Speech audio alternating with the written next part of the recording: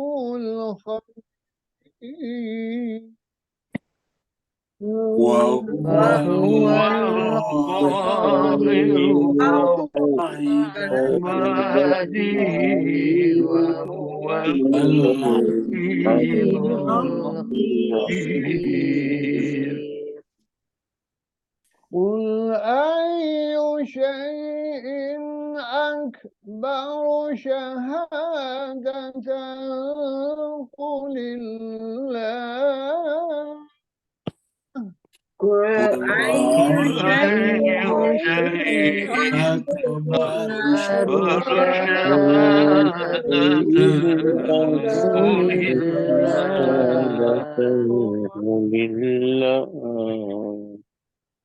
قل الله شهيد بيني وبينكم وأوحي إلي هذا القرآن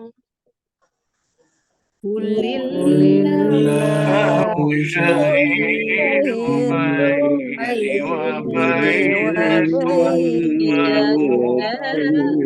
إلي هذا القرآن. Bạn ta liền luôn cả. لأنذركم به Kêu anh. Kita kajian nanti kita nanti ya. وإنكم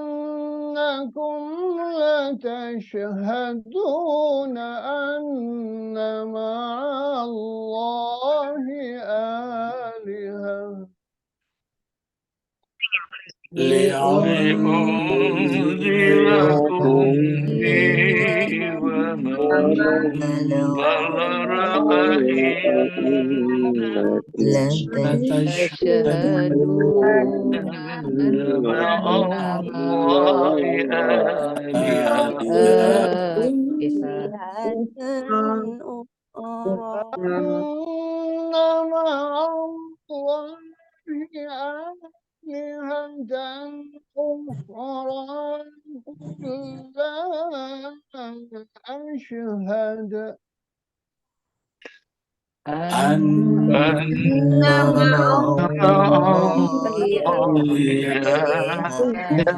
أخرى لا أشهد أن مع الله أشهد قل إنما هو إله واحد وإنني بريء مما تشركون قل إنما هو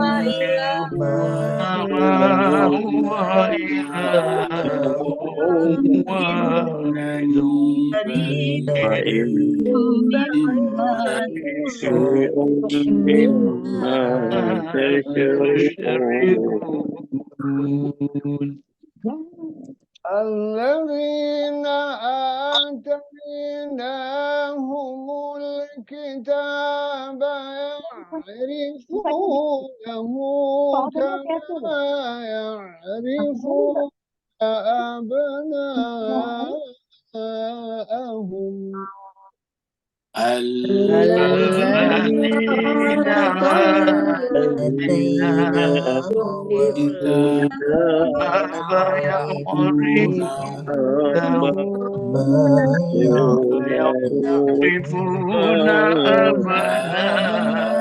أبناءهم الذين خسروا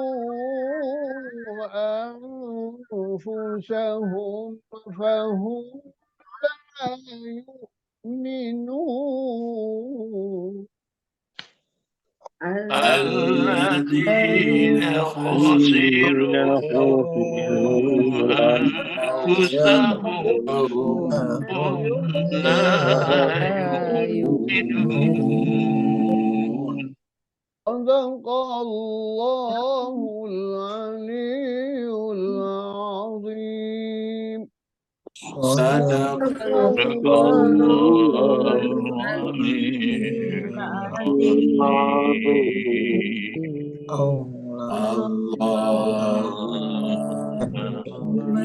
sallim barik ala rasulillah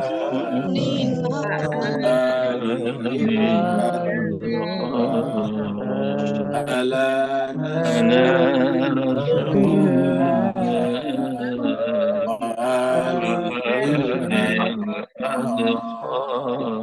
Allahumma salli ala Muhammad wa ali Muhammad. Allahumma salli ala Muhammad wa ali Muhammad. عجل فرجهم الشديد.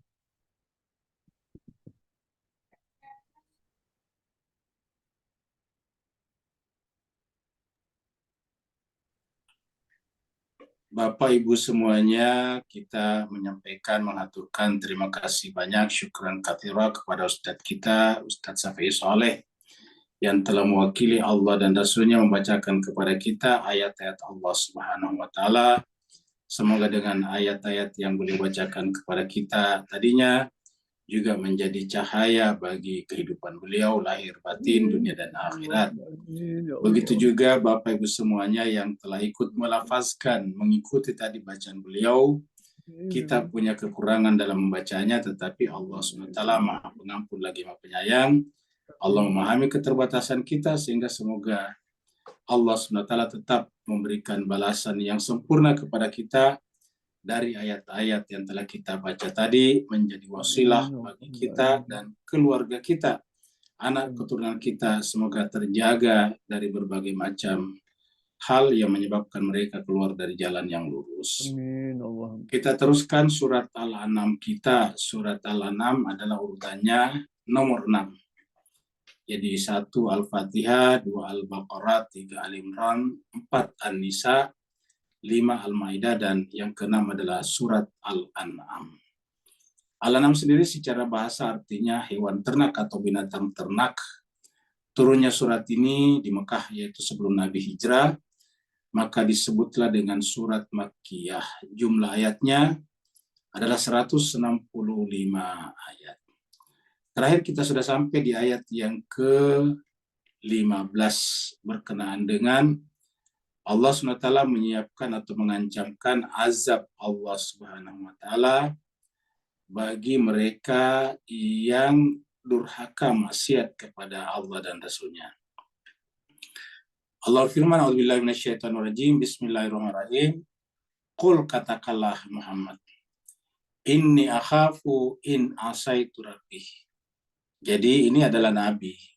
Atas perintah Allah, qul itu katakanlah, bilang, ucapkan, sampaikan bahwa sungguhnya aku di sini adalah Nabi. Artinya Nabi pun juga tidak berani untuk durhaka kepadanya. Jadi penyebab Allah mengangkat Muhammad sebagai Nabi dan juga malaikat sebagai penyampai kitab suci kepada Nabi-Nya adalah karena mereka tidak pernah mendurhakai Tuhannya. Jadi tingkatan kita, grade kita di hadapan Allah tergantung daripada tingkat kedurhakaan kita. Semakin besar kedurhakaan kita kepada Allah, semakin rendah grade kita. Semakin kurang kedurhakaan kita kepada Allah, semakin tinggi grade kita. Orang yang paling rendah grade-nya adalah orang yang disebut dengan tsumma radadnahu asfala safilin, yaitu berada pada grade yang paling rendah, yaitu hidupnya penuh dengan kemaksiatan kepada Tuhannya, dan karenanya Allah mengancamkannya dengan azab pada hari yang sangat besar itu. Kita masuk pada ayat baru yang kita baca tadi, yaitu ayat yang ke-16. Allah sebaliknya mengatakan bagi mereka-mereka yang patuh, yang tidak durhaka kepada Tuhannya, maka Allah memberikan kepadanya keberuntungan ataukah kebaikan. Allah SWT mengatakan, man yusraf anhu yaumaidin. Siapa yang terpalingkan, siapa yang terbebaskan, siapa yang terhijab dari azab pada hari itu, yaumaizin, pada hari itu, pada hari yang besar tadi, maka derahimahu, maka sungguh dia telah mendapatkan rahmat, rahimah. Jadi kata-kata rahimahu adalah rahmatnya, di sini merahmatinya ya. Nah, ayat ini menjelaskan kepada kita bahwa kita masuk surga nanti di akhirat bukan melulu karena ibadah kita, bukan melulu karena sholat, puasa, haji kita, tetapi karena rahmatnya. Jadi, man yusraf, siapa yang terbebas, siapa yang terlepas pada hari itu dari azab Allah SWT, maka itu karena rahmatnya, rahimahu. Karena Allah telah merahimkannya. Rahimah itu mengasihinya, menyayanginya. Jadi semata-mata karena kasih sayang Allah. Rahimahu. Ya, rahimahu ini satu asal kata dengan menyambungkan tali silaturahim. Rahimahu. Dari sini juga lain kata Rahman, Rahim. Itu rahimahu. Allah mengasihinya, Allah merahmatinya, Allah mencintainya. Jadi inilah yang kita kejar. Biasa kita dengarkan ada riwayat yang menceritakan tentang ahli surga. Seorang masuk ke dalam surga dan ditanya oleh malaikat, "Wahai fulan, kamu bisa masuk surga, apa sebabnya?"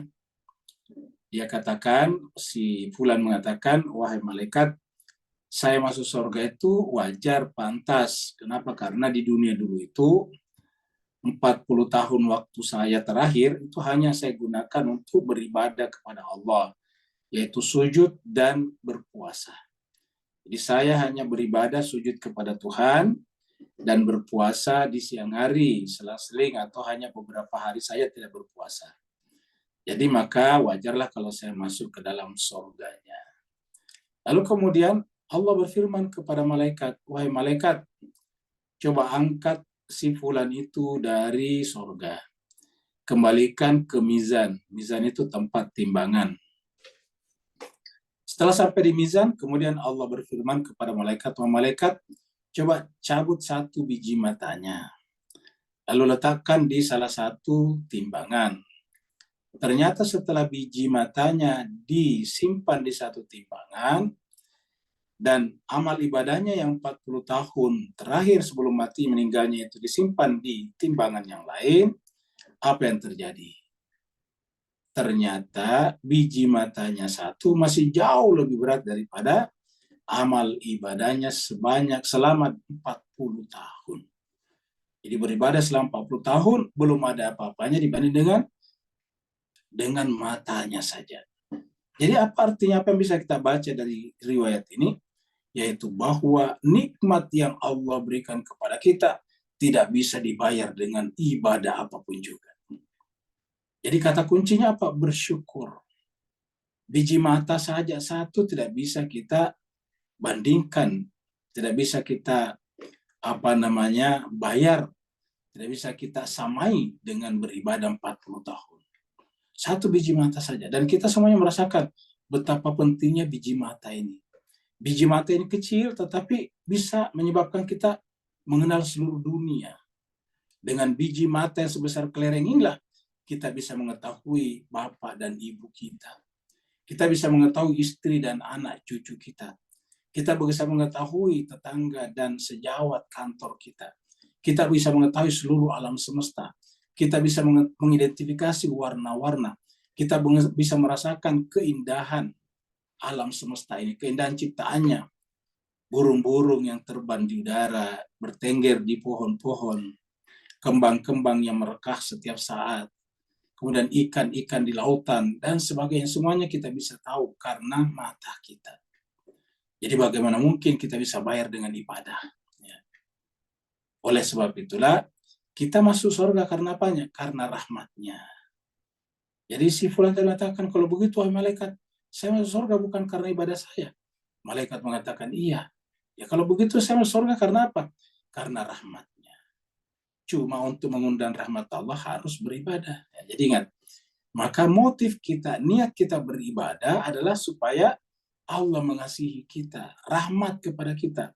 Makanya dalam Islam kita, kalau kita beribadah apapun juga, sekecil apapun juga, sebesar apapun juga, niatnya adalah qurbatan ilallah atau taqarrub ilallah, mendekatkan diri kepada Allah SWT. Jadi ibadah itu hanya mendekatkan diri kepada Allah. Tentang apakah Allah menerima kedekatan kita tergantung dia, rahmatnya. Wadzalikal fawzul mubin, dan itulah keberuntungan yang besar. Jadi siapa yang mendapatkan ini, itulah al-fawzul mubin, itulah keberuntungan yang besar.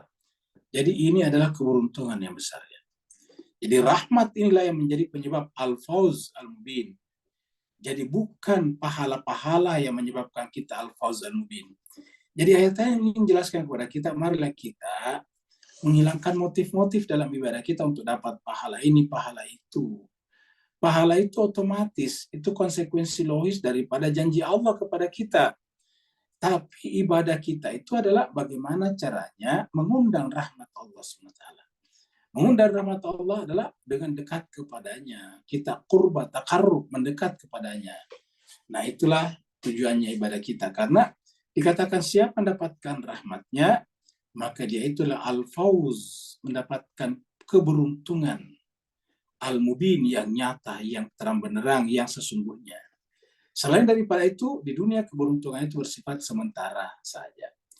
Nah, kita lihat misalnya ayatnya seperti ini ada berapa kali dalam Al-Quran. Kita lihat di sini. Ya. Ini surat Ali Imran. Ya. Allah SWT berfirman di dalam surat Ali Imran ayat 185. Allah berfirman, kullu nafsin za'iqatul maut. Kullu nafs, setiap jiwa, za'iqah, akan merasakan. Al-maut, yang namanya al-maut, tapi itu al-maut, berpisahnya jiwa dengan raga.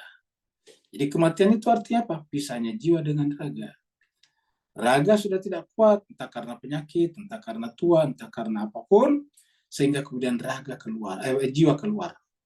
Jiwa keluar meninggalkan raga, itu namanya kematian. Jiwa meneruskan kehidupannya karena dia tidak dibatasi ruang waktu, sedangkan raga akan membusuk, maka dimasukkanlah ke dalam tanah. Kalau versi Islam, kalau versi yang di luar Islam ada yang kemudian dibakar, dikremasi. Wa innama tuwaffawna ujurakum, dan bahwasanya tuwaffawna, setelah kematian datang, tuwaffawna, dikembalikan, diberikan dengan sempurna ujurakum, hasil kerja kalian, hasil keringat kalian, yaumal qiyamah, pada hari kiamat. Nah, faman zuhziha 'anin nari wa udkhilal jannata faqad faz. Maka siapa yang dijauhkan, dilepaskan, anin nar, dari neraka, dari penderitaan, wa udkhilal jannata, dan dimasukkan ke dalam surga, faqad faz, maka sungguh dialah yang beruntung. Jadi inilah keberuntungan sungguhnya. Keberuntungan hakiki adalah ketika kita terlepas dari neraka dan masuk surga. Kalau kita dagang di dunia untung, itu bukan keuntungan hakiki. Kenapa? Keuntungan yang kita dapatkan hilang lagi. Keuntungan kita gunakan untuk beli kebutuhan hilang lagi. Nah, tapi keuntungan yang tidak pernah lagi hilang dan berkurang adalah keuntungan di akhirat, yaitu apabila kita terbebaskan dari azab api neraka dan dimasukkan ke dalam surga. Maka faqad faz, maka dialah yang beruntung yang sungguhnya. Wa mal hayatud dunya, dan tiadalah kehidupan dunia ini illa kecuali. Jadi tiada lain kehidupan dunia illa kecuali mata'ul ghurur, kesenangan. Tapi kesenangan ini bisa menipu. Kenapa? Kalau kita lupa kepada asal kita lupa kepada akhirat, kita tertipu. Kita menganggap kesenangan ini abadi, padahal tubuh kita tidak abadi. Kita menganggap kesenangan ini abadi, padahal penyebab kesenangan ini juga tidak abadi. Apa penyebab kesenangan ini? Emas tidak abadi, berlian tidak abadi, kereta tidak abadi, mobil tidak abadi. Apalagi pasangan kita, istri kita, suami kita tidak abadi, anak-anak kita tidak abadi, tidak ada yang abadi. Maka siapa yang menganggap ini sebagai kesenangan yang hakiki, maka al-ghurur, dia akan tertipu. Nah, jadi ini adalah beruntung. Kita lihat surat At-Taubah. Surat At-Taubah surat 9 ayat 31. Allah berfirman, wal mu'minuna wal mu'minatu, orang mukmin laki-laki dan mukmin perempuan, ba'duhum awliya'u ba'd, sebagian mereka harusnya menjadi pelindung sebagian yang lain. Jadi ingat, Tanda orang beriman itu saling melindungi, saling membantu satu sama lain. Maka tidak bisa disebut memiliki tanda keberimanan kalau dia tidak melindungi, memperjuangkan saudara-saudara muslimnya yang ada di Palestina. Ya. Karena tanda orang beriman, laki ataupun perempuan, adalah ba'duhum awliya'u ba'd. Sebagian mereka menjadi aulia, menjadi pelindung, menjadi wali terhadap yang lain. Ya'muruna bil ma'ruf. Caranya adalah ya'muruna bil ma'ruf. Memotivasi, mendorong, menganjurkan, meminta untuk selalu berbuat baik. Wa yanhauna 'anil munkar, dan mencegah dari perbuatan mungkar. Jadi bantu-membantunya dalam hal al-ma'ruf dan yanhauna 'anil munkar. Bahu-membahu di dalam melaksanakan kebajikan dan bahu-membahu di dalam menolak kemungkaran. Baru sama-sama yuqimunas shalah, menegakkan salat, wa yu'tunaz zakah, menunaikan zakat, minimal zakat fitrah, wa yuti'una Allah wa rasulah, dan taat kepada Allah dan Rasulnya. Lawannya tadi adalah maksiat. Maksiat tidak. Kalau tidak taat berarti maksiat. Wa yuti'una Allah wa rasulah, apa kata Allah? Ulaika, mereka itulah akan yarhamuhum. Nah, yarhamin dari kata rahimah tadi. Rahimahu tadi. Ya. Maka rahimahu, siapa yang terlepas dari azab api neraka, maka rahimahu. Kalau di sini ulaika sayarhamuhum. Dari kata yarham, dari kata rahimah tadi. Rahimah yarhamu. Ya, ini adalah sa-nya artinya akan, humnya adalah kata ganti dari mereka tadi. Orang siapa? Orang mukmin di sini. Ya. Mukmin laki-laki, mukmin perempuan. Jadi mereka yang Allah akan rahmati. Ulaika sayarhamuhumullah. Mereka itulah orang-orang yang Allah kasihi, sayangi, cintai. Innallaha azizun hakim. Allah itu maha mulia, maha perkasa, hakim, dan sekaligus maha bijaksana. Nah, inilah kaitannya dengan ayat ini. Ya. Jadi may yusraf anhu yaumaidin faqad rahimahu. Siapa yang tercegah, terlepas daripada azab api neraka pada hari itu, faqad rahimahu, dialah yang dapatkan kasih sayang Allah. Wa dzalika, dan itulah al-fawzul mubin. Itulah keberuntungan yang besar, yang nyata. Masuk ke ayat 17 ya.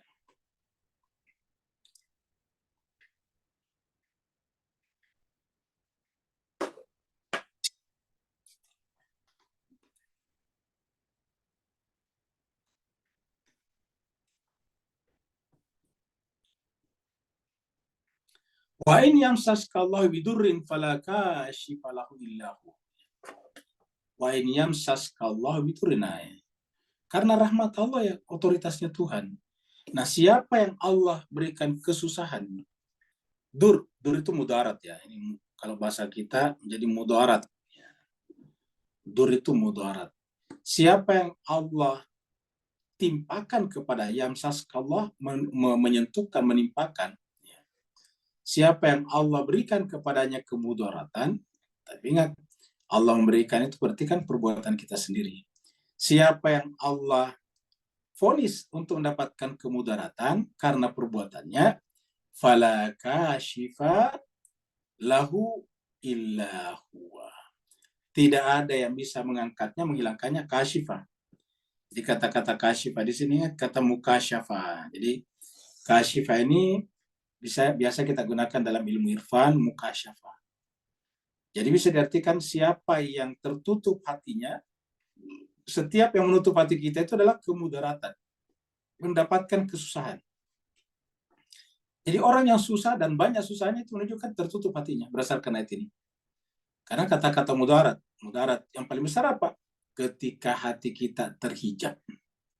Ketika hati kita terhijab, bayangkanlah Bapak Ibu membawa mobil atau kereta di malam hari yang gelap gulita dan mobilnya atau keretanya tidak punya lampu. Coba Bapak Ibu membayangkan mendrive mobilnya, mengendarai, mensopiri mobilnya sendiri, keretanya di malam hari, tengah malam, gelap gulita dan tidak ada lampu. Tidak ada lampu di jalan, tidak ada lampunya mobil. Nah, gimana coba? Begitulah kira-kira orang yang tertutup hatinya. Maka orang yang menyopir di malam hari gelap gulita dan tidak ada lampunya, pasti menderita. Takut sekali. Ini kemana? Pasti bahkan berhenti, tidak berani jalan. Takutnya lurus masuk ke dalam jurang, kita banting ke kanan, takutnya menabrak gunung, kita ke kiri takutnya masuk ke rumahnya orang, dan seterusnya. Akhirnya kita tidak berani. Itulah penderitaan. Bayangkan kalau kita tidak bisa kemana-mana, tidak bisa bergerak karena kegelapan. Nah, begitulah hati yang tertimpa dengan adur.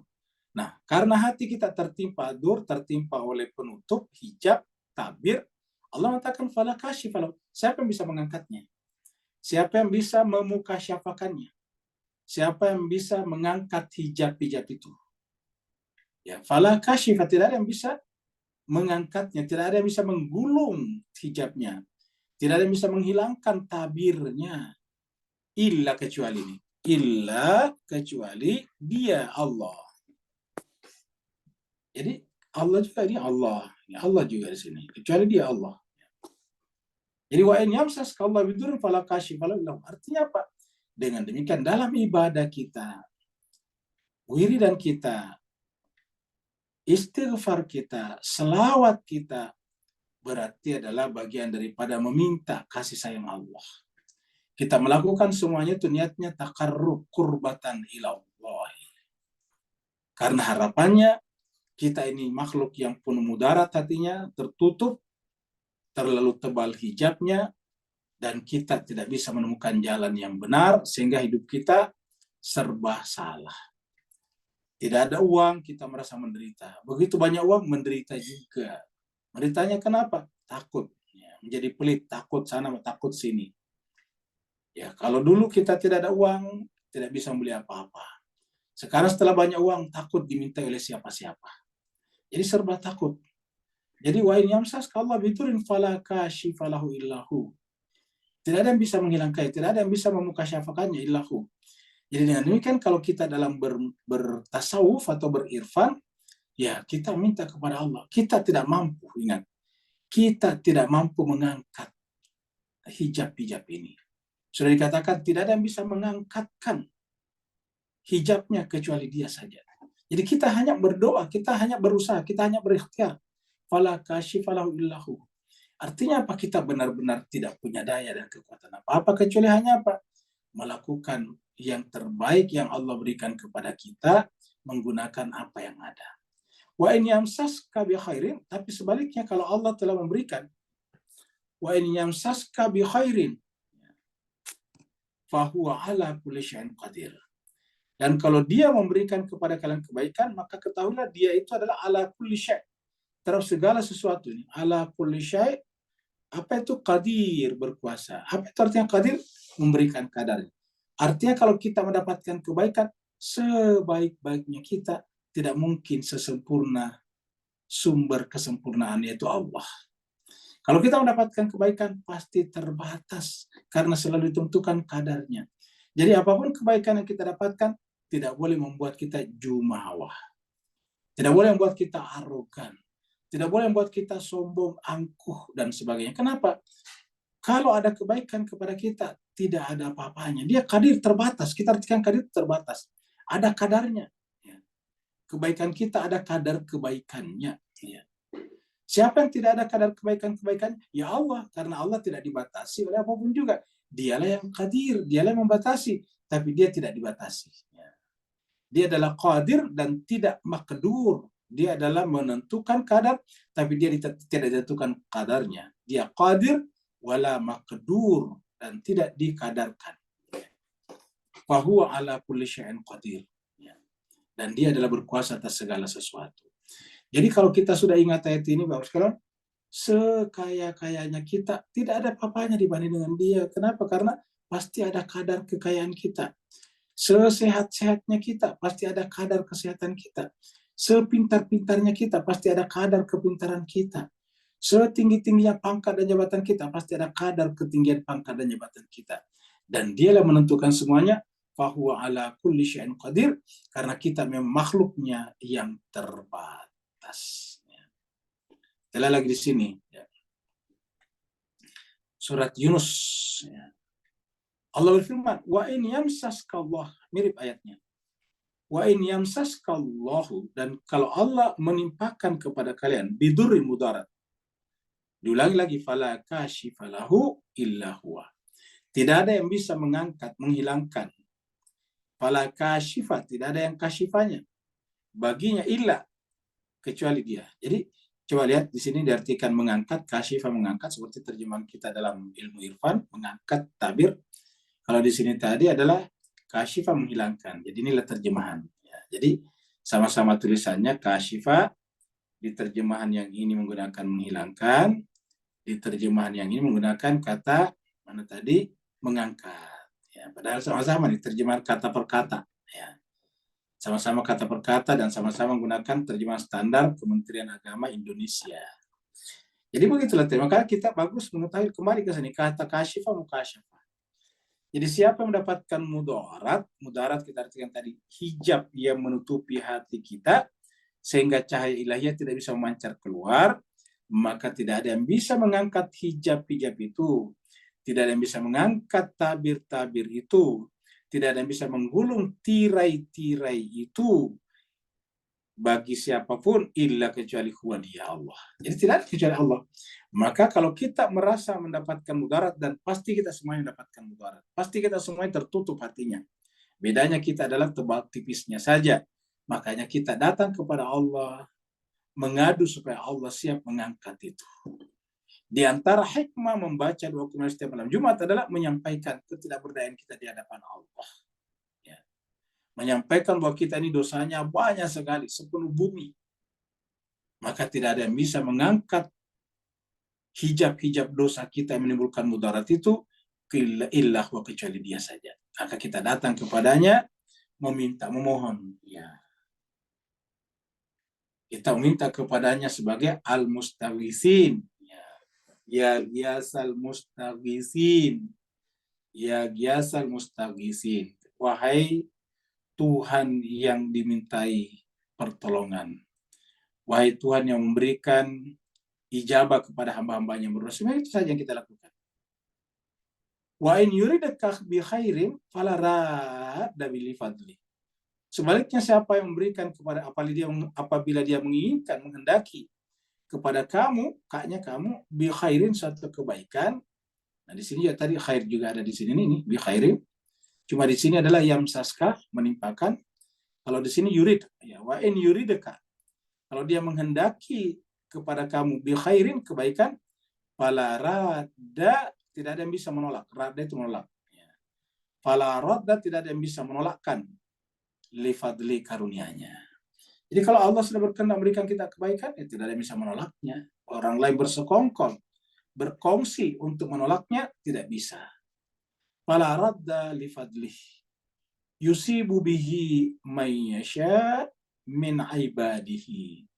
Dia akan menimpakan, memberikan bihi, khair ini, may yasha, kepada hambanya, min ibad, tapi dibatasi, yang telah menjadi hambanya. Makanya tadi kita katakan beribadah bukan tujuan, beribadah itu hanya alat untuk mengundang rahmat Allah Subhanahu wa taala. Wa huwal ghafur rahim. Kalau rahmat Allah diberikan kepada kita tadi katakan faqad faz, maka itulah keberuntungan, fauzan azim, fauzan mubin. Di sini katakan Allah Maha Pengampun lagi Maha Penyayang. Nah, jadi dikatakan wa in yuridka bi khairin fala radda li fadlih yusibu bihi may yasha min ibadihi wa huwal ghafurur rahim. Jadi tidak ada yang bisa menolakkan itu. Kita kembali lagi ke sini. Jadi kita tidak bisa sempurna secara hakikat. Yang sempurna secara hakikat hanya Allah SWT. Jadi wa im yamsaska bi khairin fa huwa ala kulli syai'in qadir. Jadi ini akhirnya yang berbeda. Kalau di sini tadi wa huwal ghafurur rahim. Kita teruskan lagi ayat 18. Ini kita ibaratkan Allah itu sebagai cahaya. Karena Allah itu kan menjadi penyebab adanya segala sesuatu sebagaimana cahaya. Di dalam laut pun menjadi kelihatan kalau ada cahaya. Wa huwal qahiru fawqa ibadihi. Kenapa Allah bisa tadi mengangkatkan kita tirai-tirai, tabir-tabir dalam hati kita? Karena dia qahir, karena dia memang berkuasa. Dia yang berkuasa. Dia adalah al-qahir. Dia al-qahir. Wa huwal qahiru. Dia yang berkuasa fauqa, di atas. Ya. Di atas ibadihi, hambanya. Di atas hambanya. Ya. Wa huwal qahiru fauqa ibadihi. Jadi biasa kita mengatakan di atas langit ada langit. Nah, lalu langit apakah di atas langit itu? Ya dia.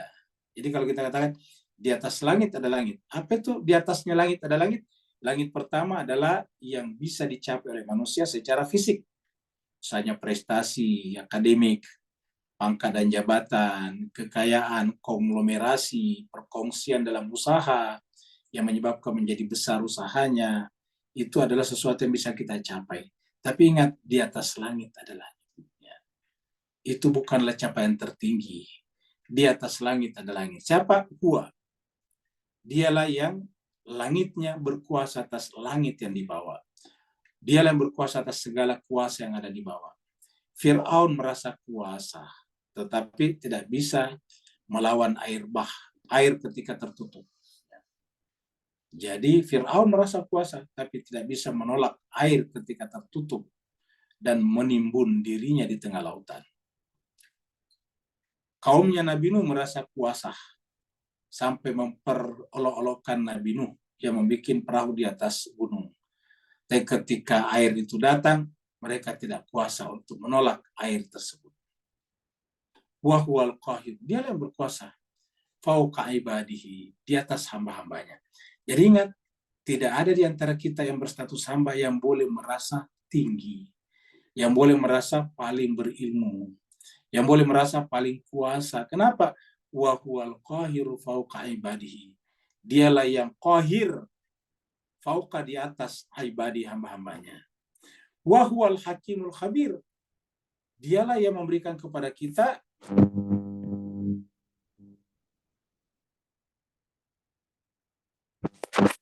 al-khabir,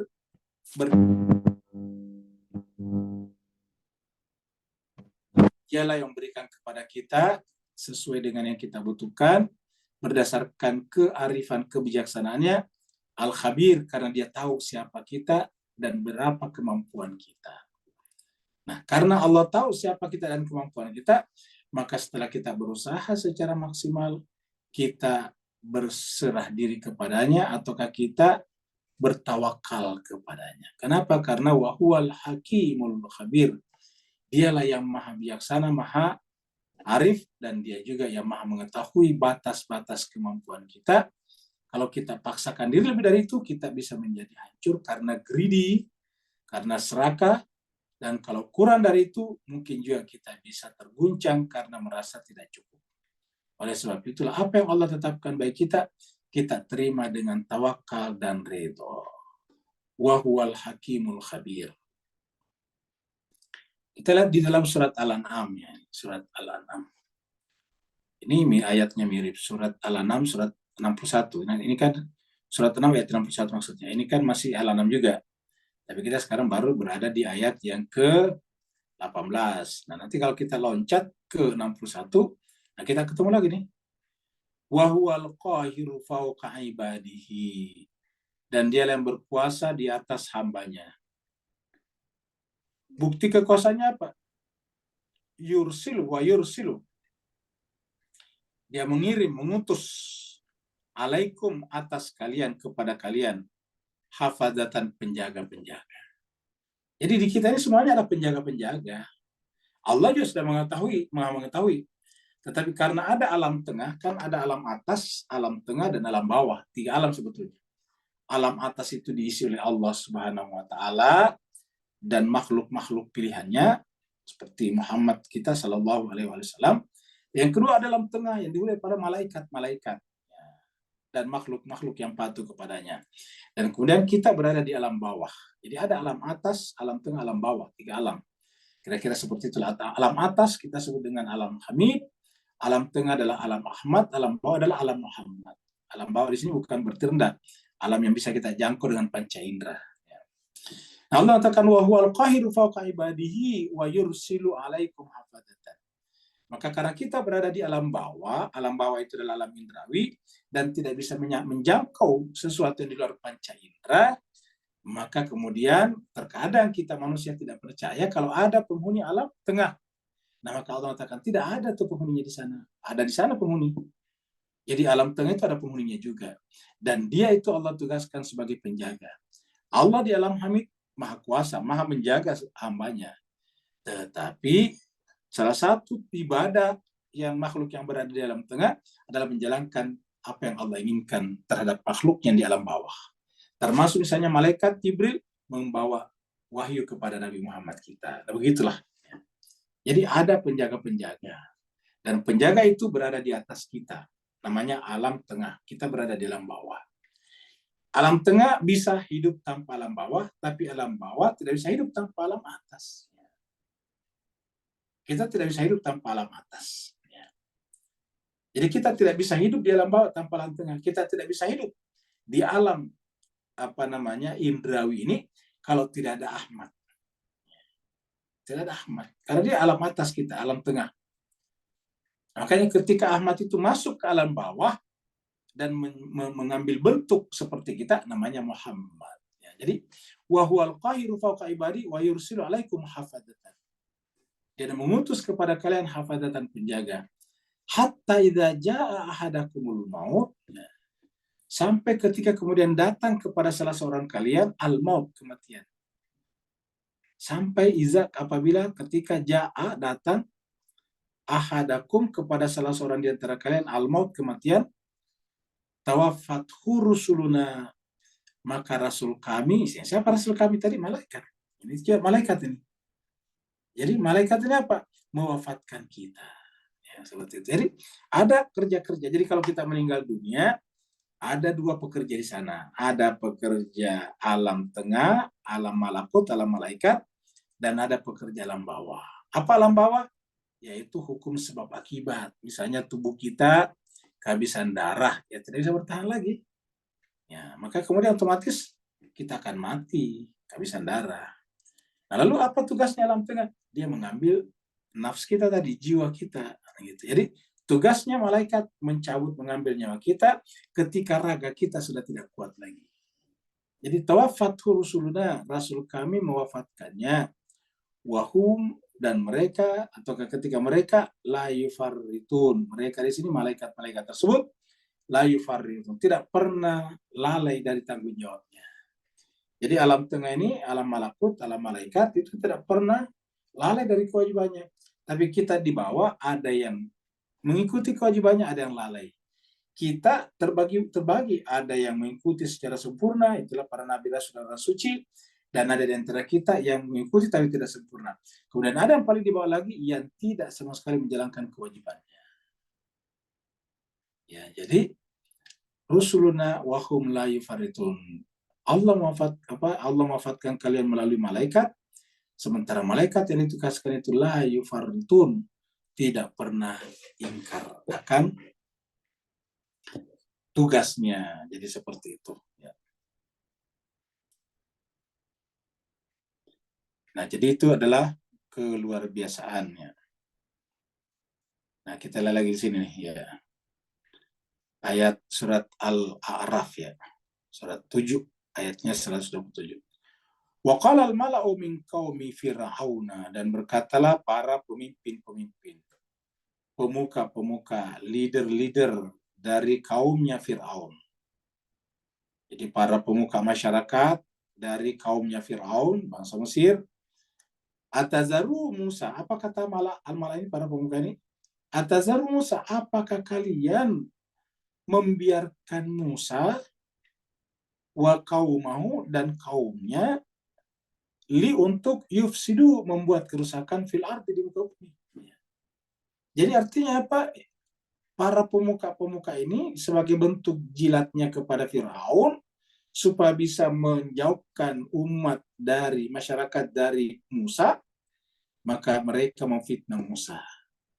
Mereka menggunakan kata-kata, apakah kalian mau membiarkan Musa dan kaumnya untuk membuat kerusakan di bumi Mesir ini. Jadi mereka memfitnah Musa akan buat kerusakan di Mesir. Ya, coba kita lihat. Coba kita lihat bagaimana dia memfitnah. Dan ini cara-cara berpolitik seperti ini selalu ada di setiap masa dan tempat. Yaitu dengan merekayasa kejadian, yaitu dengan membuat berita-berita palsu, membuat pernyataan-pernyataan yang tidak berdasar. Jadi waqala al-mala'u min qaumi fir'auna atazaru Musa, apakah kalian akan biarkan Musa wa qaumahu dan kaumnya yaitu Bani Israel liyufsidu fil ard untuk membuat kerusakan di muka bumi wa yadaraka wa alihataka wa yadaraka dan membiarkan kamu wa alihataka bersama dengan tuhan-tuhan kalian, ya. Maksudnya membiarkan kalian juga binasa dengan tuhan-tuhan kalian. Kalau diberbahasakan, apakah kalian pantas berdiam diri terhadap Musa, sementara Musa itu akan membuat kerusakan di muka bumi dan akan membiarkan, menelantarkan, menghancurkan patung-patung kalian, ilah-ilah kalian. Qala, maka pernyataan al-mala ini dijawab oleh Fir'aun. Qala, Fir'aun menjawab, kalau begitu sanuqattilu abna'ahum. Jadi kata Fir'aun ini, kalau begitu supaya mereka tidak membuat kerusakan di bumi dan tidak merusakkan Tuhan-Tuhan kita, sanuqattilu, kita akan membunuh, ya, abna'ahum, anak-anak laki-laki mereka. Wa nastahyi nisa'ahum, dan kami akan biarkan hidup wanita-wanita mereka. Wa inna, dan sungguhnya kita, kami, fauqahum, di atas mereka, qahiruna, inilah dia. Disinilah kesalahan terbesarnya Fir'aun, karena menganggap dirinya adalah langit yang paling tinggi. Jadi kalau kita sampai kepada Fir'aun, apa itu langit di atas langit? Fir'aun mengatakan, langit di atas langit adalah saya, kata Fir'aun. Kita, orang bangsa Mesir. Begitu muncul kata-kata wa inna fauqahum qahirun, berarti kan sudah arogan, sudah jumawa, sudah sombong, sudah angkuh, ya.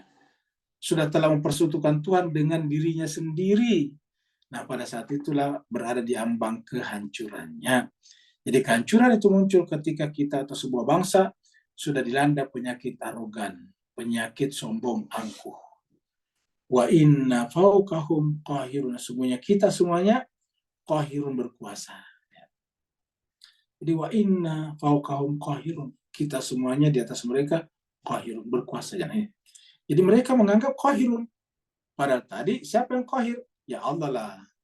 Dialah al-qahiru fauqa ibadihi, termasuk Fir'aun. Nah, jadi jangan kita menjamakkan ini. Qahirun ini kan jamak. Harusnya cuma tunggal, itu satu, Allah saja. Ketika kita, saya, aku, kita semuanya merasa qahir, nah inilah kesombongan muncul. Awal daripada kebinasaan. Maka kita saksikannya mas sekalian, arogansi, kejumawaan, kesombongan daripada bangsa Israel sekarang di Timur Tengah yang terus-menerus membunuh rakyat Palestina dan didukung oleh Amerika Serikat, pada akhirnya akan sampai kepada kebinasaan. Kenapa? Karena mereka telah melantik dirinya sama dengan Tuhan dengan kata-kata wa inna fauqahum qahirun. Kalau ini tadi diucapkan Fir'aun terhadap Musa, sekarang diucapkan oleh pemimpin Zionisme termasuk Netanyahu sekarang terhadap bangsa Palestina. Coba kita lihat, banyak menasihati Netanyahu supaya menghentikan perang. Ya, jangan masuk di Rafah, jangan memerangi lagi Gaza, lebih ceasefire, gencatan senjata permanen. Tapi apa kata Netanyahu? Tidak, kami harus menghabisi Hamas. Ya. Kami tidak akan berhenti sebelum cita-cita tujuan kami tercapai. Satu adalah menghabiskan Hamas, yang kedua adalah membebaskan Sandra. Nah, seperti itu kata Netanyahu dan tokoh-tokoh pendukungnya di Israel. Nah, ketika dia berkata sebegitu, artinya apa? Dia sudah merasa fauqahum, kami berada di atas mereka. Di atas siapa? Di atas Hamas dan orang-orang Palestina. Bahkan lebih lagi, kami berada di atas orang-orang Islam. Lihatlah, orang Islam, negeri Arab, tidak ada yang berani melawan kami. Kenapa? Kau fauqahum qahirun, kami berkuasa di atas mereka. Wa inna fauqahum qahirun, kami pertama kali mengikat mereka dengan perjanjian Oslo atau Camp David, kemudian kami mengikat mereka dengan berbagai macam perjanjian-perjanjian selanjutnya, termasuk yang terakhir dengan apa yang disebut dengan Abraham Accord. Wa inna fawqahum qahirun. Nah, jelas sebagai disinilah kesalahan Fir'aun, karena dia tiba-tiba menganggap dia sebagai qahirun, pada berdasarkan tadi ayat sebelumnya, bahwa Allah lah yang qahir. Wa huwal qahir fawqa ibadi. Dan itu juga yang kita dapatkan di sini. Wa huwal qahiru fawqa ibadihi. Dialah yang qahir di atas hambanya. Jadi begitu kita merasa qahir, nah lahirlah problem, masalah. Jadi apa artinya jemaah sekalian? Ajaran Al-Quran mengajarkan kita semuanya, setinggi-tingginya pangkat dan jabatan kita, sebesar-besar kekayaan kita, seluas-luas ilmu pengetahuan kita, kita itu tidak ada apa-apanya. Kita tidak boleh merasa qahir, karena kita adalah ibadi, hambanya. Sebagai hamba, apa tandanya hamba? Harus humble. Hamba itu harus merasa hina di depan kemuliaan Robnya. Kalau bahasa lainnya, kita harus merasa hina dalam ubudiyah kita, sehingga kita akan menetapkan kemuliaan Allah di dalam rububiyahnya. Wa huwal qahiru fawqa ibadihi. Wa huwal hakimul khabir. Dan dialah Allah yang Al-Hakim, muncul lagi Al-Hakim Maha Bijaksana, Al-Khabir dan Maha Mengetahui. Jadi wa huwal qahiru fawqa ibadi, wa huwal hakimul khabir. Jadi kita tidak punya qahir. Dialah yang qahir satu-satunya. Ayat 19.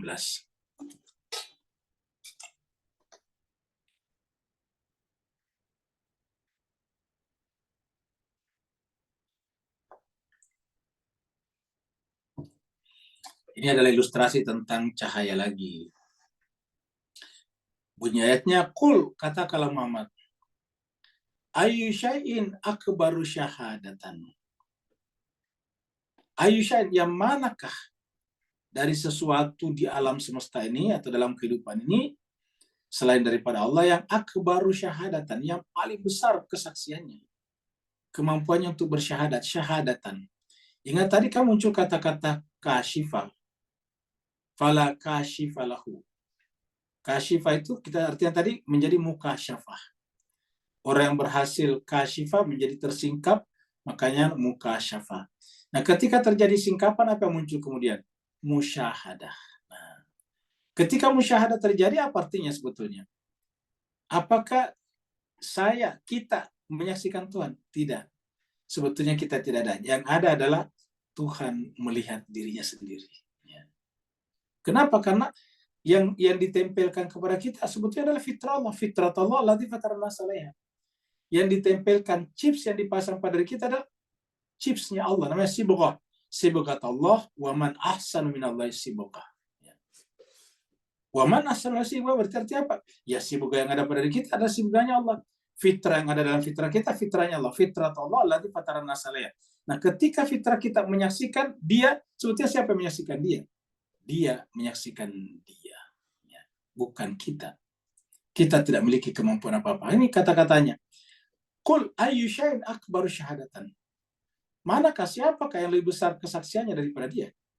Ya, Qul, katakanlah Allah. Jadi pertanyaan. Bisa kita artikan siapakah gerangan? Yang manakah gerangan? Ayyu syai'in, sesuatu yang lebih besar, akbaru syahadatan. Yang paling besar kesaksiannya. Qul, sama dengan ini, katakan, jawablah Muhammad. Hanya satu, Allah. Ya, jawabannya adalah Allah subhanahu wa ta'ala. Jawabannya adalah Allah. Qul ayyu syai'in akbaru syahadatan, qulillah. Katakanlah Allah. Syahidun baini wa bainakum. Syahid, dialah saksi. Ya. Dialah saksi yang sungguhnya. Baini, antaraku, wa bainakum, antara kalian. Ku-nya di sini Nabi Muhammad, ya. Baini di sini, ya-nya di sini, ya. Ini adalah ya mutakalim namanya.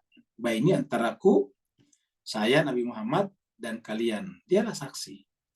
Nah, dalam hal ini adalah antara saya sebagai pembaca ayat ini dan Bapak yang mendengarkannya juga ada saksi, itu Allah SWT. Saya telah menjalankan tugas membacakan ayat ini. Bahwa Bapak Ibu sekalian sudah membaca juga, sudah mendengarkan juga bacaan ini dan mentadabburinya. Semoga ini nanti menjadi saksi. Allah mempersaksikan kita untuk membuktikan bahwa kita sama-sama mencintai dia, berharap untuk diterima oleh dia, lebur ke dalam dirinya dia menjadi kita tidak ada, karena kesaksiannya atas pengorbanan kita pada malam-malam tadabbur ini. Qulillah syahidun baini wa bainakum. Dialah menyaksikan antara aku dan kalian. Jadi jemaah sekalian berbahagia, tanpa CCTV, tanpa satelit, tanpa kamera, tanpa drone, tanpa apapun juga sudah ada saksi sendiri, yaitu Allah Subhanahu wa taala. Dialah Allah syahidun baini wa bainakum. Wa uhiya ilayya. Nah, berarti Nabi Muhammad juga tidak ada apa-apanya, saya juga tidak ada apa-apanya sama sekali. Yang menyebabkan saya bisa menyampaikan Al-Quran kata Nabi adalah karena uhiya, diwahyukan.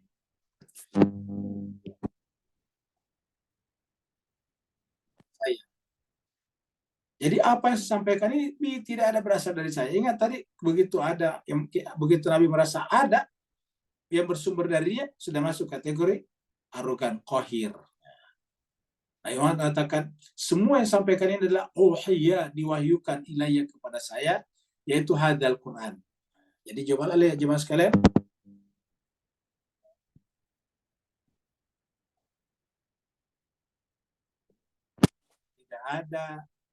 Tidak ada pengertian lain di sini kecuali Al-Quran ini. Kenapa? Pertama, Al-Quran ini pakai alif lam, berarti pasti Al-Quran ini. Yang kedua, menggunakan kata tunjuk. Ingat dalam kaidah bahasa Arab, nahwu saraf, isim isyarat termasuk hazah seperti ini, itu adalah menunjukkan kemakrifahan sesuatu. Segala sesuatu yang ditunjuk berarti makrifah. Jadi segala sesuatu yang ditunjuk pasti makrifah. Jadi kalau saya tunjuk, inilah Pak Burhan, itu makrifah. Pak Burhan ini maksud bukan yang lain, karena saya tunjuk. Ini di depan saya adalah screen. Nah, berarti ini adalah makrifah. Screen ini saya tunjuk di depan saya. Ya. Yang ini berbentuk gambar video ini adalah gambar saya. Itu makrifah namanya. Kenapa? Karena ada kata ini. Nah, ini di sini ini. Jadi ini itu menunjukkan makrifah. Makrifahnya suatu. Ya. Makrifah itu adalah sudah dikenal oleh pikiran kita. Itu makrifah. Lawannya nakira, belum dikenal. Ya. Satu. Yang kedua adalah alif lam ma'rifah. Alif lam ma'rifah itu apa lagi? Namanya saja alif lam ma'rifah. Jadi alif lam di sini adalah ma'rifah juga. Jadi kata-kata hadzal Quran itu adalah dua ma'rifahnya. Hadza kata tunjuk adalah ma'rifah, alif lamnya juga adalah ma'rifah, sehingga tidak mungkin ada penafsiran lain atau pendapat lain bahwa yang dimaksud di sini adalah Al-Quran yang lain. Tidak ada. Jadi kalau ada yang mengatakan ada Al-Quran lain, itu tidak benar. Mana Al-Quran? Yang ini hadza yang kita baca ini. Ya, uhiya ilayya hadzal Quran, Al-Quran ini. Ya. Jadi yang disampaikan Nabi Muhammad kita apa? Al-Quran. Al-Quran yang membuat waktu kita sekarang umat Muhammad belakangan ini banyak memboros dalam tanda petik karena kita tiba-tiba ada hadis yang tebalnya berjilid-jilid dan banyak pengarangnya, dan untuk mengetahui saja itu sahih tidak sahihnya butuh penelitian yang panjang sekali. Ya. Sehingga kita harus memilah mana yang hadis ahad, yang ahad kemudian dibagi mana yang sahih, mana yang hasan, mana yang dhaif, mana yang maudhu. Itu membutuhkan ketelitian. Sehingga apa? Berkuranglah sedikit atau bahkan banyak berkurang waktu kita untuk memperdalam Al-Quran. Padahal petunjuk dan pedoman khusus untuk memahami Allah adalah uhiya ilayya hadzal Quran. Diwahyukan kepada saya Al-Quran ini. Untuk apa? Li'unzira, agar aku memberikan peringatan, memberikan pelajaran ini. Ini adalah untuk tujuan. Li'unzira, untuk aku berikan peringatan kepada kalian. Siapa kalian? Ya, kita semuanya manusia, terutama umat Islam. Jadi coba lihat. Seandainya Nabi Muhammad sekarang hidup, ya baca lagi ini. Uhiya ilayya hadzal Quran. Yang membuat umat Islam sekarang jadi masalah adalah karena di luar Al-Quran hadis-hadisnya. Hadis-hadis yang dipercayanya apa? Hadis-hadis itu banyak sekali yang dhaif, bahkan banyak yang maudhu, yang palsu. Coba kita lihat jemaah sekalian. Akhirnya kemudian kita berpatokan ke sana. Coba lihat amalan-amalan yang kita lakukan selalu berpatokan, baca ini sekian kali dapat sekian. Itu yang terus-terus kita lakukan. Ya, coba misalnya kita lihat orang yang rajin melakukan puasa-puasa seperti misalnya puasa Syawal, misalnya salat duha, sampai waktunya untuk belajar berkurang, itu adalah karena hadis-hadis. Ya. Kalau kita banyak amalan, bagus, tapi jangan meninggalkan amalan utama. Apa amalan utama? Belajar, dan belajar. Ingat, jangan sampai ibadah-ibadah seperti itu membuat kita terpotong banyak waktunya untuk belajar, karena ibadah yang paling tinggi nilainya, yang paling pertama disampaikan adalah belajar. Iqra bismi rabbikal ladzi khalaq, khalaqal insana min 'alaq. Iqra wa rabbukal akram alladzi 'allama bil qalam, 'allamal insana ma lam ya'lam. Belajar. Ya. Jadi boleh kita banyak ibadahnya, tapi jangan sampai ibadah ritual terlalu banyak, akhirnya tidak mempelajari Al-Quran secara saksama, tidak belajar. Akhirnya apa yang terjadi, mas sekalian? Ya mohon maaf, kita banyak ibadahnya, tapi terkadang sumbunya pendek. Cara berpikirnya rendah. Akhirnya struktur sosialnya secara mendunia di bawah. Jangan sampai seperti itu. Jadi Allah mengatakan, uhiya ilayya, kata Nabi dalam ayat ini, diwahyukan kepada saya hadal Quran. Untuk apa? Li'unzirakum, jadi untuk peringatkan kepada kalian. Li'unzirakum bihi, untuk memberikan kepada kalian bihi dengan Al-Quran itu. Jadi li'unzirakum, diulangi lagi di sini, bihi. Ya, bihi-nya di sini adalah Al-Quran lagi, dengan Al-Quran itu dikembali ke sini. Ya. Agar aku memberikan peringatan pelajaran kepada kalian, bihi dengan Al-Quran itu. Jadi ulangi lagi di sini, bihi dengan Al-Quran ini. Jadi hi-nya di sini adalah kata ganti, domir daripada hadal Quran.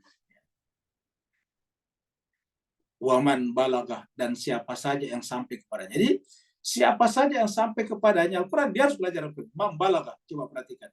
Waman balagah, siapa saja ini, siapa saja balagah sampai kepadanya. Dari kata balagah lahirlah kata balik, akil balik, karena sudah sampai umurnya. Nah ini, waman balagah, siapa yang sampai kepadanya Al-Quran, wajib pelajari Al-Quran. Ulangi lagi, siapa yang sampai kepadanya Al-Quran, wajib mempelajari Al-Quran. Kalau tidak mempelajari Al-Quran, berarti dia akan mendapatkan pertanyaan penting nanti di akhirat. Kenapa kamu tidak pelajari Al-Quran? Bisa tidak ada waktu, Tuhan. Lah buktinya kamu bisa beribadah banyak sekali. Salat duha, kamu beribadah salat duha 8 rakaat. Qabliyah ba'diyamu kamu lakukan semuanya. Malam-malam kamu salat lagi. Senin Kamis kamu berpuasa dan kamu lemas. Kamu punya uang banyak, tapi bukan beli buku, tetapi kamu pergi hanya ziarah dan pergi umrah berkali-kali. Dan seterusnya. Kenapa kamu tidak belajar? Nah ini dia. Wa uhiya ilayya hadzal Qur'an liunzirakum bihi wa man balagha. Ingat Bapak sekalian, jangan katakan ini kata saya, kata Pak Rusli. Ini kata Al-Quran, ini saya bacakan Pak sekalian ini. Saya hanya membacakan saja. Ya. Sebagaimana kata Allah dalam Al-Quran, utlu ma'uhiya ilaika. Bacakan kepada mereka Muhammad, telahkan. Inilah. Saya bacakan saja ayat wa'uhiya ilayya. Nabi mengatakan diwahyukan kepada saya hadzal Quran. Untuk apa? Li'unzirakum. Untuk dengan Al-Quran itu, aku beri peringatan kepada kalian, pelajaran kepada kalian. Wa man balagha, dan siapa saja setelahku yang sampai kepadanya Al-Quran. A'innakum latashhaduna anna ma'allahi ilahan wa ilah alihatan ukhra. Apakah kalian bisa benar-benar mempersaksikan? Kata latashhadu itu hatinya. Apakah hatinya bisa meyakini, mempersaksikan dalam jiwanya?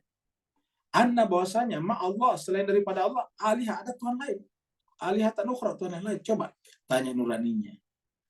Coba tanya nuraninya deh, yang menyembah patung. Tanya nuraninya, apakah patung itu bisa jadi Tuhan? Ya. Yang menyembah pohon-pohon besar, pohon keramat, pohon raksasa. Coba tanya nuraninya, apakah pohon itu bisa jadi Tuhan? Jadi, coba tanya, latashhadun, apakah kamu bisa menyaksikan? Kenapa menggunakan kata-kata latashhadun? Karena jiwa kita itu berkata bala syahidna. Alastu birabbikum bala syahidna. Maka Allah bertanya, karena kamu di depan saya berkata syahid bala syahidna, sekarang ainnakum latashhaduna. Apakah lantas kalian di dalam hatimu kalian sekarang bisa bersaksi bahwa Allah bersama Allah alihatan ukhra, ada Tuhan yang lain? Qul, katakanlah jawaban yang benar, jawaban yang sesuai dengan bawaan hati kita, bawaan pikiran kita, bawaan fitrah kita, ya, bawaan primordial kita adalah la asyhad. Saya tidak menyaksikannya. Qul, katakanlah yang benar ialah qul, katakanlah la asyhad. Ya. Saya tidak mempersaksikan. Saya tidak menyaksikan di dalam jiwa saya ada yang lain. Nah, kalau jiwa kita mempersaksikan bahwa tidak ada yang lain selain daripada Allah, berarti yang ada dalam jiwa kita hanya satu dia. Nah, ketika dia menyaksikan dia, maka ketika jiwa kita menyaksikan dia, hakikatnya siapa? Dia menyaksikan dia. Ya. Dan itu yang disebut dengan mukasyafah tadi dan musyahadah. Ya. Jadi annam Allahi la. Jadi a'innakum latashhaduna annam Allahi alihatan ukhra qul la ashhad. Qul innama huwa ilahun wahidun. Katakanlah berdasarkan kesaksian hati kita sejak awal yang asli, yang primordial, bahwasanya huwa dia Allah ilahun wahidun. Dia adalah ilah yang satu. Ilahun wahidun. Dia hanya satu saja. Wa innani, dan sungguhnya saya ini bariun mimma tusyrikun. Saya, kata Nabi sini, bariun, berlepas diri, mimma tusyrikun, dari apa yang kalian persekutukan. Nah, Bapak Ibu sekalian, dalam rangka menyucikan hati kita agar tidak ada lagi yang ada di sana, marilah kita belajar agar setiap kita beribadah melepaskan kepentingan-kepentingan duniawi. Kita beribadah supaya misalnya dapat harta banyak. Kan berarti apa itu coba tujuannya beribadah? Harta kan? Yakinlah Allah itu maha mengetahui, maha khabir. Kalau kita beribadah kepada Allah, Allah nanti akan memenuhi kebutuhan-kebutuhan kita. Nggak perlu jadi tujuan. Lalu apa tujuan kita beribadah? Qurbatan ilallah, taqarrub ilallah. Ya. Taqarrub ilallah.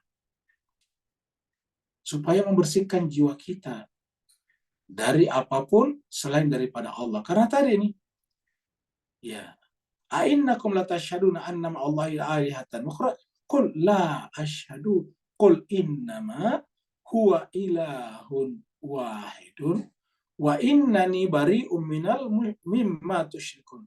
Dan aku ini adalah berlepas diri. Bari'un itu berbaroah.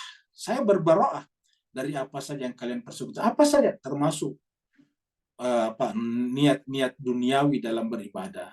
Saya bari'un. Apa lawannya bari'un? Adalah wilayah, walaya, waliyun. Ya. Kita lihat yang mirip dengan ini di ayat ini, di surat Al-A'raf. Allah berfirman, wa qala al-mala'u min, sudah tadi dia, kita kesini lagi ya. Fakafa billahi syahidan bainana wa bainakum. Mirip. Cukuplah Allah, cukuplah Allah, fakafa billah, cukuplah Allah, syahidan, saksi, bainana wa bainakum. Jadi jangankan antara kita dengan Allah, antara kita dengan yang lain pun harusnya Allah cuma saksi. Kafa billah, cukuplah. Ini kafa, cukuplah, tidak ada yang lain. Allah sebagai saksi antara kami dan kalian. In kunna, jika kita semuanya sama-sama, an ibadatikum lagafilun. Jadi in kunna, sungguhnya kami, kata Tuhan, an ibadatikum, atas ibadah kalian tidak pernah lalai. Kami tidak pernah lalai. Ya. Jadi Allah tidak pernah lalai dari apa yang kalian sembah. Jadi kalau kita menyembah selain Allah, Allah tidak lalai. Lagafilun, benar-benar tidak lalai. Ininya di sini kita artikan tidak. Tiadalah kami an ibadatikum lagafilun, lagafilin. Kami tidak pernah lalai dari motif-motif kalian dalam beribadah. Jadi Allah mengetahui semuanya. Jadi kalau kita beribadah kepada Allah, nggak usah ada niat-niat yang lain. Ya. Kenapa? Karena Allah maha mengetahui. Dia katakan Tuhan tidak pernah lalai. Allah tahu kita, apa yang kita butuhkan. Allah tahu sekali jemaah sekalian. Marilah kita bersihkan jiwa kita dari beribadah karena untuk sembuh dari penyakit, dari beribadah. Kan sudah ada contohnya dalam Al-Quran. Apakah Nabi Ayub beribadah supaya sembuh dari penyakit, padahal penyakitnya parah? Tidak pernah. Ya. Apakah Nabi Yunus berzikir, beribadah supaya keluar dari perut ikan? Tidak pernah. Coba. Lalu kenapa dia keluar? Ya itulah Allah Maha mengetahui apa kebutuhan hambanya. Kenapa Nabi Ayub sembuh? Ya itulah Allah Maha mengetahui. Jadi marilah kita beribadah semata-mata karena Allah. Janganlah kita beribadah supaya dapat pahala sekian berlapis-lapis kali lipat. Ingat, Allah itu tidak perlu digurui. Allah itu tidak perlu kita dikte. Allah itu tahu kebutuhan kita. Allah itu tahu siapa kita ini. Ya, jadi tugas kita adalah membersihkan jiwa kita dari apapun selain daripada Allah SWT. Ya. Nah, jadi ini kita lihat tadinya. Jadi supaya kita jangan sampai ada ilah lain ini. Jadi kata kuncinya di sini ya innama huwa ilahun wahidun. Tidak ada lagi yang lain. Sekarang ayat terakhir. Ya. Ingat tadi berdasarkan kesaksian, berdasarkan syahadahnya jiwa kita. Ya, karena syahadah jiwa kita adalah syahadah Allah tadinya. Ya. Alladzina atainahumul kitab. Dan orang-orang yang kami berikan kepadanya kitab, umat-umat yang lain, yang kami berikan kepadanya kitab suci. Siapa yang berikan kitab suci? Nasrani ada Injilnya. Yahudi ada Taurat dan Zaburnya. Alladzina orang-orang atau penganut-penganut agama yang kami berikan kepadanya Alkitab, ya'rifunahu, mereka mengenal Al-Quran, yaitu Muhammad. Ingat kata hu-nya di sini, bisa Nabi Muhammad, bisa Al-Quran. Kenapa? Nabi Muhammad adalah Al-Quran juga. Al-Quran adalah Nabi Muhammad juga. Jadi Al-Quran yang kita baca ini Nabi Muhammad juga. Nabi Muhammad adalah Al-Quran juga. Karena Nabi Muhammad itu adalah Al-Quran yang berbicara. Sedangkan yang kita baca ini adalah Al-Quran yang diam. Jadi bisa kita, hu-nya nih, domirnya bisa kembali kepada Nabi Muhammad. Ini seperti ini, bisa juga kembali kepada Al-Quran. Jadi alladzina atainahumul kitab, orang-orang yang kami berikan kepada kitab suci, ya'rifunahu, mereka mengenal Al-Quran, mereka mengenal Nabi Muhammad, kama ya'rifuna abna'ahum, sebagaimana mereka mengenal anak-anak mereka. Kama ya'rifuna abna'ahum. Kenapa? Begitu dekatnya. Kenapa? Karena hati nurani. Ingat, kita kepada anak-anak itu, pengetahuan kita tidak terbatas pada indera, tapi juga pada apa yang disebut dengan firasat, feeling. Ya. Jadi ada firasat kita, ada feeling kita di sana. Karena hubungan dekat yang begitu dekat. Hubungan yang begitu dekat, yang begitu intensif.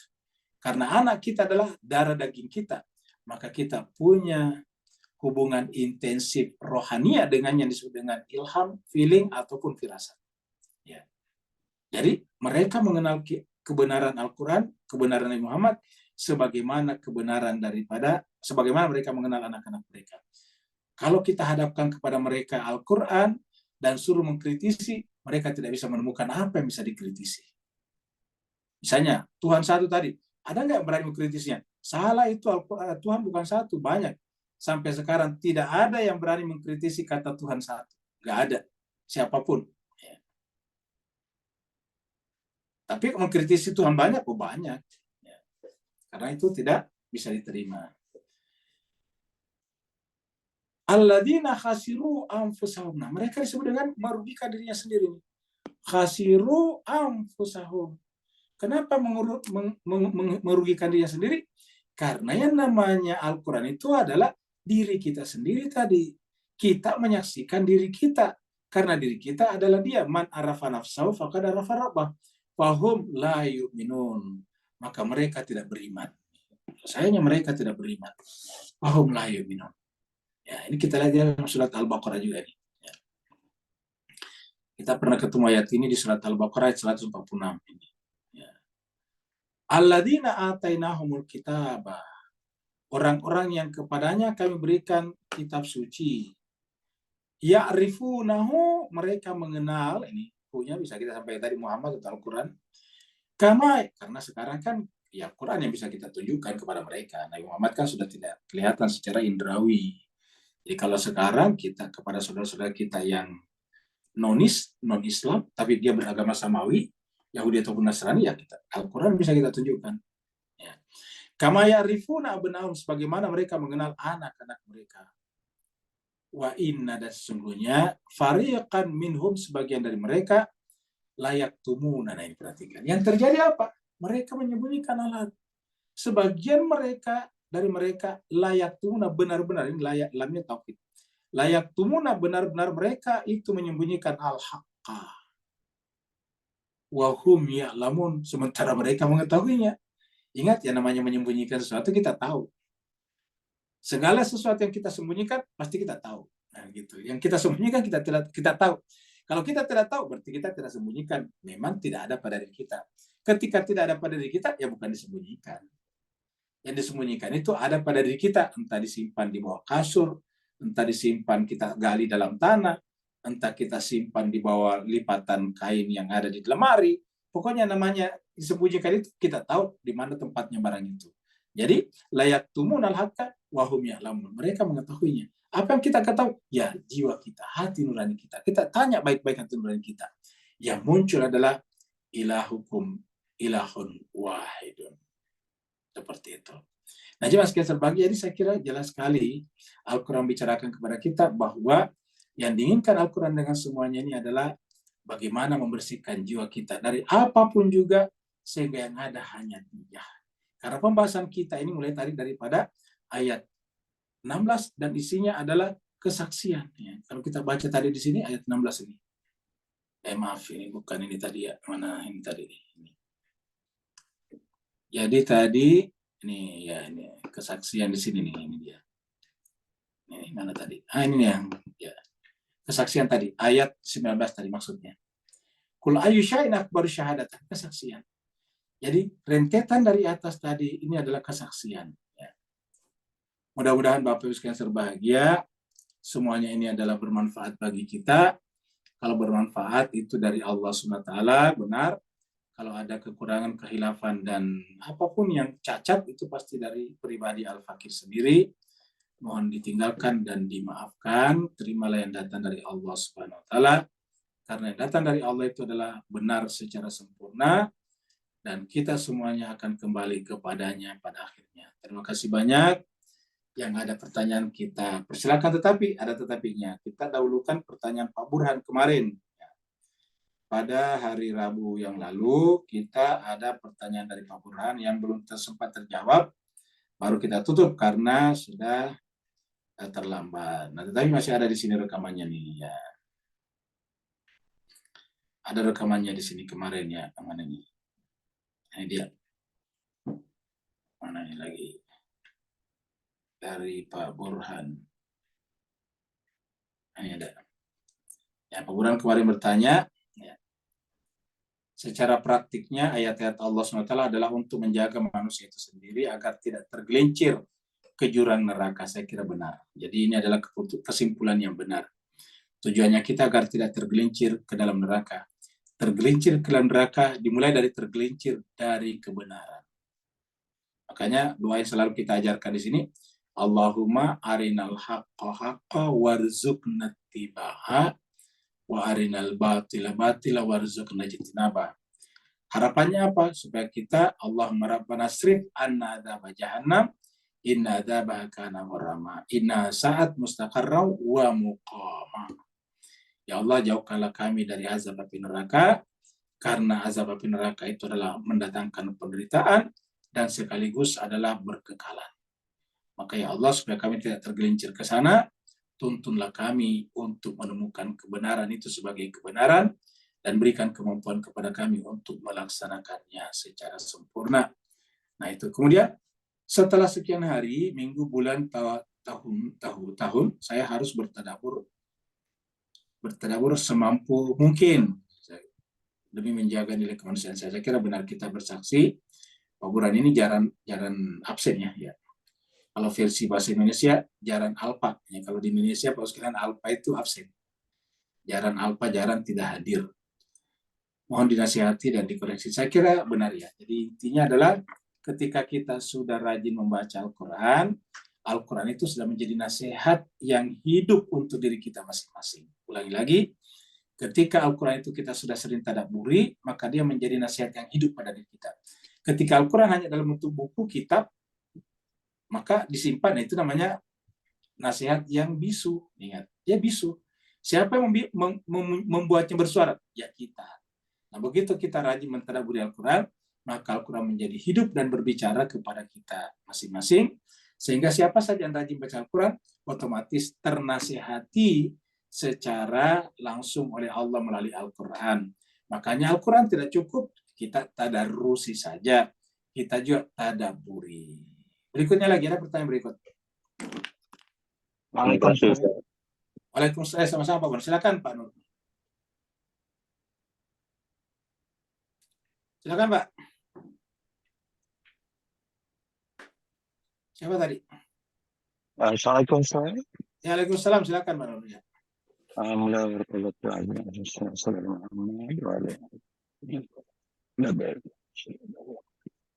Bismillahirrahmanirrahim.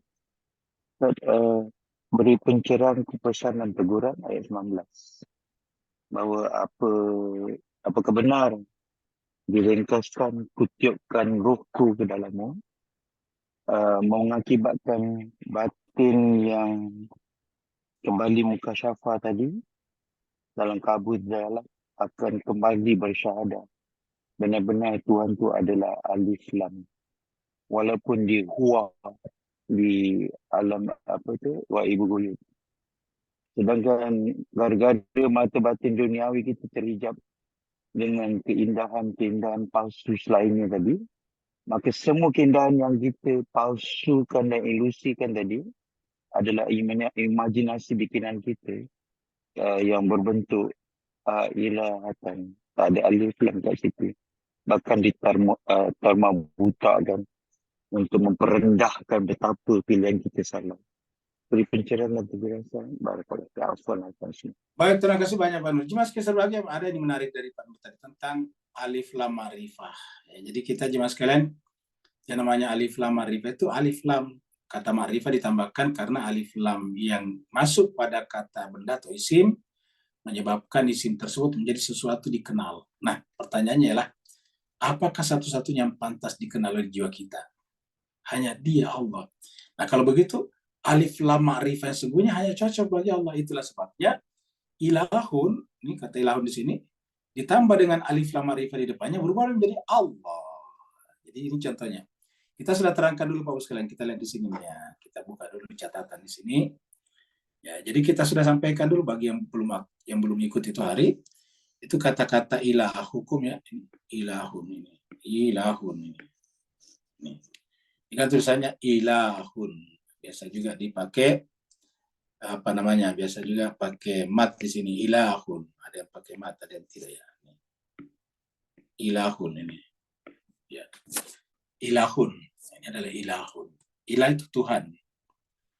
Nah, ketika yang ditambahkan alif lam di depannya, ditambahkan alif lam di sini, alif lam ma'rifah namanya, menjadilah al-ilahu. Alif lam ini ma'rifah, ingat, alif lam ini ma'rifah. Ma'rifah itu sesuatu yang dikenal. Ya, lawannya dengan nakira. Kalau nakira itu tidak dikenal. Ingat, nakira di Melayukan saja, dikira-kira, ditebak-tebak saja. Kenapa? Karena tidak dikenal.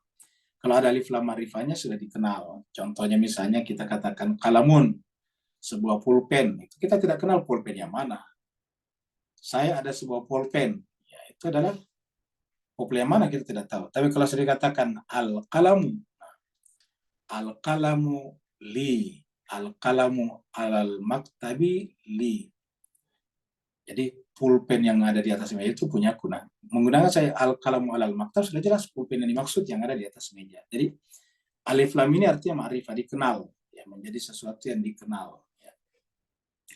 Nah, ini alif di sini, hamzah di sini namanya hamzah wasl. Wasl itu bisa disambung dengan kata lain. Itu. Kalau disambung dengan kata lain, maka namanya hamzah wasl, alif wasl. Tapi terkenalnya dengan istilah hamzah wasl. Nah, hamzah wasl ini biasa ditulis kayak gini. Biasa ditulis ini, ada begini di atasnya, nah itu. Nah, dia kayak kepalanya gitu, wasl. Nah, kenapa? Karena dia bisa hilang, baik hilang dalam pembacaan, bisa hilang dalam tulisan. Nah, di sini bisa hilang dari tulisan dan pembacaan. Nah, coba kita hilangkan di sini. Kita hapus di sini nih, hapus di sini ya. Kita hapus. Nah, jadi kita hapus nih, ya tambahnya tadi. Baru disambung ke sini. Coba kita sambungkan ke sini. Jadi gila. Nah, ini tulisannya menjadi Allah ini, coba kita Ini lamnya double kan, berarti menjadi begini kalau kita singkat menjadi Allah nih, Allah. Itu kan, coba lihat. Jadilah Allah. Allahu. Dia. Dengan demikian ma'rifat adalah Allah. Satu-satunya ma'rifat adalah Allah Subhanahu wa taala. Nah, karena alif lam ini adalah alif lam ma'rifat tadi, ya, kita sebut tadi, kita pindahkan lagi ke sini, alif lam ma'rifat. Nah, maka berarti jemaah sekalian berbahagia, di dalam huruf-huruf muqatta seperti misalnya alif lam mim misalnya di sini, nah bisa diartikan alif lam ma'rifah, kayak gitu. Walaupun ada yang mengartikannya dengan Allah Muhammad, banyaklah. Ya, kita sudah terjemahkan di tempat lain bahwa alif lam mim itu huruf muqatta itu artinya pemberi peringatan. Karena apa? Karena setelah itu selalu ada Alkitab. Kan setelah itu selalu Alkitab, alif lam mim zalikal kitab, begitu. Selalu ada kayak gitu. Nah, Yasin wal Qur'anil azim itu adalah Al-Qur'an. Nah, tapi bisa juga diartikan lain. Alif lam mim artinya alif lam ma'rifah. Kenapa? Allah itu adalah alif lam ma'rifah satu-satunya yang asli. Alif lam ma'rifah yang lain itu hanya bersifat majasi. Alif lam ma'rifah hakiki hanya satu, Allah, yang melekat pada ilahun tadi. Inilah alif lam ma'rifah ini. Ilahun. Karena kalau tidak ada alif lam ini, dia bukan Allah, dia adalah ilahun. Ya, jadi alif lam ma'rifah yang asli ada yang melengket pada kata Allah. Nah, dengan demikian alif lam mim, alif lam ra bisa diartikan alif lam ma'rifah. Alif lam mim, mimnya ma'rifah. Alif lam ra, ra-nya ma'rifah juga. Seperti itulah jemaah sekalian. Jadi bisa diartikan ke situ walaupun tidak mutlak, karena itu kan banyak pengertiannya dan semua yang itu bisa saya semuanya benar. Kecuali satu, yaitu bahwasanya yang paling tinggi bahwa huruf muqatta adalah warning bell, pemberi peringatan kepada kita bahwa kita harus pasang kuping, pasang telinga, kita harus memperhatikan baik-baik karena akan dibicarakan tentang Al-Quran yang isinya adalah merupakan pelajaran yang paling tinggi. Ya, seperti itu. Nah, dengan demikian itulah yang disaksikan oleh hati kita. Makanya ketika bertanya Allah dalam Al-Quran, alastu birabbikum, qalu bala syahidna. Bala syahidna. Alastu birabbikum. Bukankah aku ini adalah Tuhanmu? Birabbikum. Jadi kata birabbikum di situ sebenarnya ma'rifat, cuma ada kata bi-nya. Jadi bi itu akan menjadi birabbikum. Apakah kau ini Tuhanmu?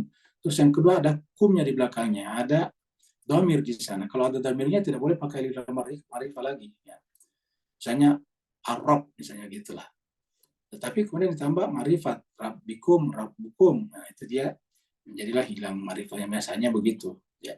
Nah, dengan demikian jemaah sekalian berbahagia, yang dikenal oleh jiwa kita hanyalah Dia saja. Dengan demikian semua ayat termasuk ayat-ayat ini adalah berbicara tentang ma'rifatullah, mengenal Allah dengan sebenar-benarnya, karena hanya Dialah alif lam ma'rifah sungguhnya yang pantas hadir dimanapun juga, apalagi dalam jiwa kita. Sehingga di mana saja kita menyaksikan, yang kita saksikan adalah Dia. Ketika apa saja yang kita saksikan adalah Dia, maka seperti tadi, ayyu syai'in akbar syahadah, qul Allah. Masih adakah yang kamu saksikan lebih besar daripada kesaksian hatimu tentang Allah? Tidak ada. Allah lah sebenar-benarnya syahadah, kesaksian dalam hati kita. Selain daripada itu pasti palsu, pasti falasi, pasti fake, pasti palsu, pasti keliru. Dan semuanya itu kita sebut sebagai bayangan saja. Dan bayangan itu tidak bisa tanpa bendanya, tapi benda tetap bisa tanpa bayangannya. Saya kira jemaah sekalian sebagainya pembahasan kita pada kesempatan Assalamualaikum ini. Pak Ustadz. Mau tanya satu. Silakan.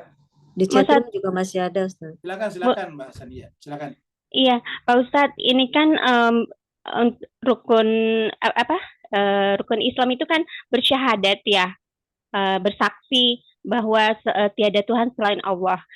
Di setiap sholat kita juga pasti kita membaca itu. Tapi kan dalam artian membaca itu bukan hanya membaca tulisan huruf kan Pak Ustadz. Jadi pada saat kita sholat bersyahadat itu gimana caranya kita mengalami penyaksian itu Pak Ustadz. Jadi nggak cuma membaca di bibir saja, tapi mengalami untuk memang penyaksian sendiri gitu Pak Ustadz. Karena kan kalau nggak kita mengalami bahwa kita bersaksi memang tiada Tuhan selain Allah, nggak cuma dalam tulisan huruf, itu kan rukun Islamnya belum tercapai gitu ya Pak Ustadz. Itu aja Pak Ustadz. Assalamualaikum warahmatullahi wabarakatuh. Waalaikumsalam. Ini pertanyaan yang menarik juga. Jawabannya benar sekali nih. Apabila cuma dibaca, bukan bersaksi namanya, itu berbicara ataukah disebut dengan bercakap atau membaca. Saya membaca asyhadu, nah, itu namanya akra'u sebetulnya, bukan asyhadu. Hakikatnya bukan asyhadu. Karena di mana-mana yang namanya kesaksian itu yang ada dalam pikiran kita. Misalnya kita bersaksi di pengadilan, itu artinya kita mempersaksikan terhadap hakim tentang apa yang ada dalam pikiran kita yang dibawa oleh mata, telinga, dan panca indera kita berkenaan dengan kejadian, event, atau peristiwa tersebut. Ya. Jadi yang namanya kesaksian adalah dari hati. Ya. Kalau cuma dibaca itu, membaca asyhadu an la ilaha illallah asyhadu anna muhammadar rasulullah, nah itu namanya bukan asyhadu tapi akra'u, membaca saja. Ataupun atakallamu, saya berbicara saja, seperti itu. Nah, jadi ataukah akul, saya berkata saja. Akul, atakallamu, akra'u, itu lebih kepada yang di bibir. Tapi begitu sampai di hati benar-benar harus syahadah. Ya.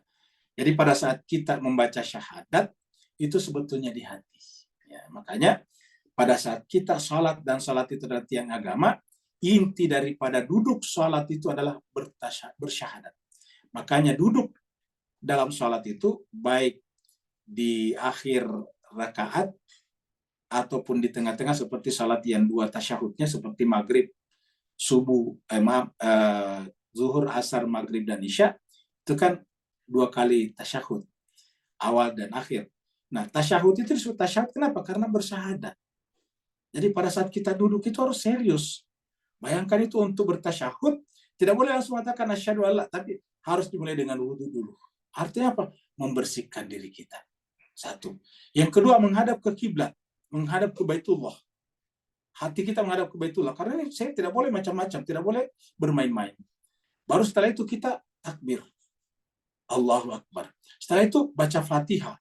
Di sana ada kata-kata ihdinas siratal mustaqim. Siratal ladzina an'amta alaihim. Itu siapa? Yang mempersaksikan bahwa hatinya dan hidupnya adalah Allah.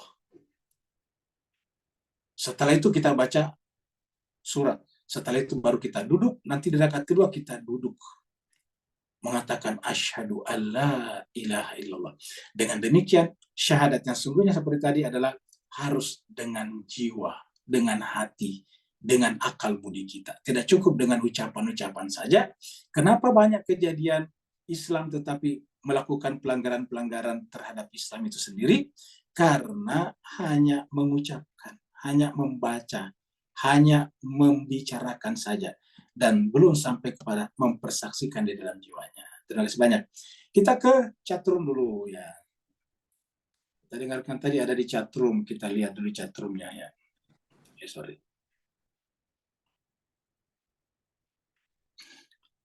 Ada di chatroom ini Ovi Sofia ya. Tadi dikatakan bahwa tujuan ibadah adalah qurbatan ilallah. Ini bukan yang saya mengatakan.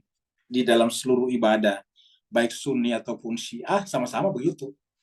Ya, apalagi kalau di Ahlul Bait itu pasti qurbatan ilallah. Kalau di Sunni saya disebutkan taqarrub ilallah atau disingkat lillahi ta'ala. Cobalah kita belajar di Sunni saja misalnya. Niat-niat apa saja, nawaitu saumagadin ataukah usalli fardhu salat dan seterusnya, selalu ujungnya apa? Lillahi ta'ala, semata-mata karena Allah.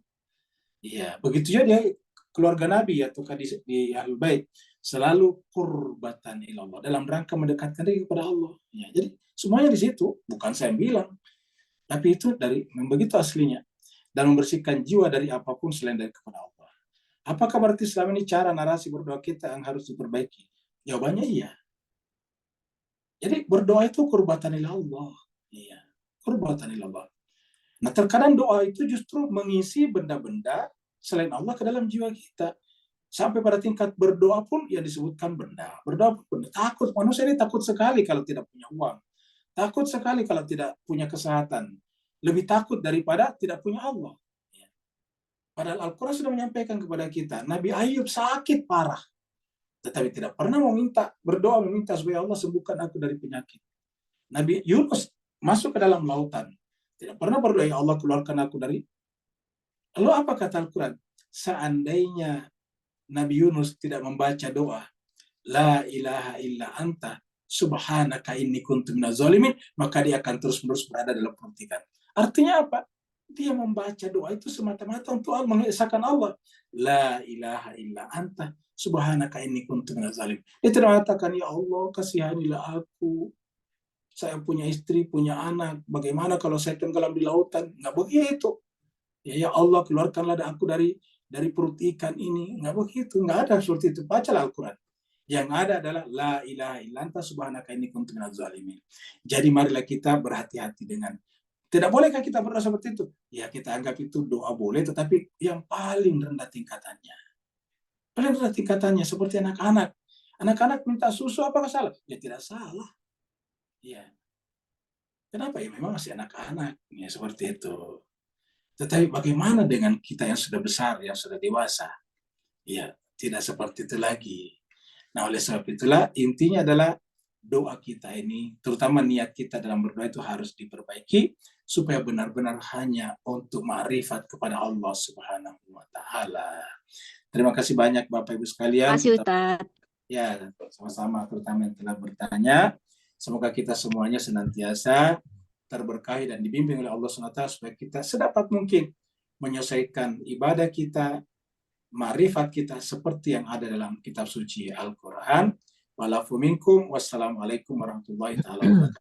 Waalaikumsalam. Assalamualaikum warahmatullahi wabarakatuh.